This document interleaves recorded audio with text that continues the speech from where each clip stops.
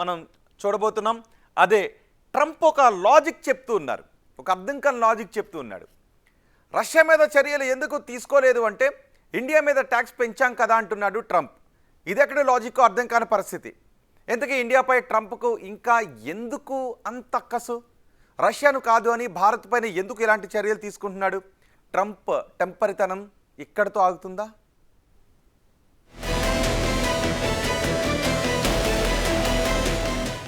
You've expressed many times your frustration and disappointment with Putin, but there's no action since you took your office.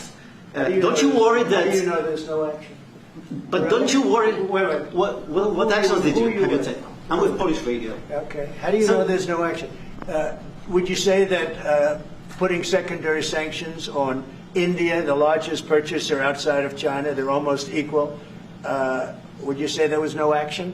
That cost hundreds of billions of dollars to Russia. You call that no action? And I haven't done phase 2 yet or phase 3. But when you say there's no action, I think you ought to get yourself a new job. Because if you remember, 2 weeks ago I said, if India buys, India's got big problems, and that's what happened. So don't tell me about that. Is there reasons? విన్నారుగా America అధ్యక్షుడు Donald Trump మాటలు.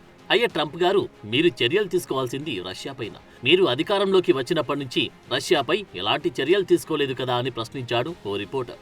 ఎందుకు చర్యలు తీసుకోలేదు? భారత్పై secondary టారిఫ్లు విధించాం కదా, ఇది రష్యాపై effect చూపిస్తుంది కదా.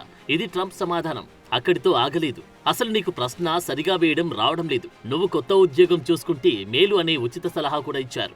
దీంతో అక్కడున్న వారందరికీ దిమ్మ తిరిగిపోయింది. భారత్పై టారిఫ్లు విధిస్తే రష్యాపై చర్యలు తీసుకుంటున్నట్టు ఎలా అవుతుంది అనే విషయం అర్థం కాక బుర్రలు బద్దలు కొట్టుకుంటున్నారు జనాలు.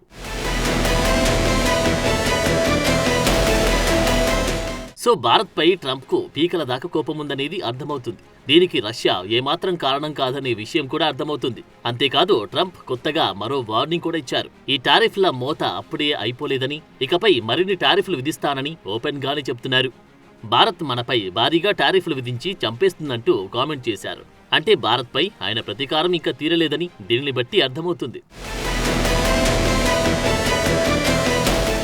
ట్రంప్ విధించే టారిఫ్లపై కోర్టుల వద్ద బ్రేకులు పడుతూ ఉండడంతో ఆయన కార్యవర్గం ఏకంగా సుప్రీంకోర్టును ఆశ్రయించింది. ఫెడరల్ చట్టం ప్రకారం దిగుమతులపై టారిఫ్లు విధించే హక్కు అధ్యక్షుడికి ఉందని చెబుతూ కేసును అత్యవసరంగా విచారణ జరపాలని కోరింది. ఇటీవల అప్పీల్స్ కోర్టు ట్రంప్ టారిఫ్లు చట్టవిరుద్ధమని తీర్పు ఇవ్వడంతో ఆయన ఏకంగా సుప్రీంకోర్టుకు వెళ్లారు. అంతేకాదు నవంబర్లోని వీటిపై వాదనలు ప్రారంభం కావాలన్నారాయన. నిజానికి ట్రంప్ పుణ్యమాని ఇప్పటికీ అనేక మిత్రదేశాలు అమెరికాకు దూరంగా జరుగుతున్నాయి. ఇదే సమయంలో చైనా, రష్యా, భారత్ ఏకతాటిపైకి వస్తున్నాయి. ఇక చైనాలో Putin, Kim Jong Un, Jinping ఒకే వేదికను పంచుకున్నారు. దీంతో అమెరికాలో కొత్త కలవరం మొదలైంది. ఓవైపు టారిఫ్ల పుణ్యమాని అమెరికాలో ద్రవ్యోల్బణం పెరుగుతుందనే ఆందోళనతో పాటు మరోవైపు అమెరికా రక్షణ వ్యవస్థకు కూడా సవాలు ఎదురవడం ఇప్పుడు కలవరాన్ని పెంచుతుంది. మరోవైపు భారత్, చైనాకు మద్దతుగా పుతిన్ తన స్వరాన్ని పెంచుతున్నారు. ఈ రెండు దేశాలపై అమెరికా తీసుకుంటున్న చర్యలు సరైనవి కావన్నారు. ఆసియాలోని అతిపెద్ద రెండు శక్తులను అణగదొక్కే ప్రయత్నం జరుగుతుందన్నారు. ట్రంప్ ఇకపై మాట్లాడేందుకు సరైన పదాలు ఉపయోగిస్తే మంచిదని చాలా ఘాటుగా చెప్పారు. త్వరలోని ఈ ఉద్రిక్తతలన్నీ ముగుస్తాయని ఆశిస్తున్నట్టు తెలిపారు పుతిన్.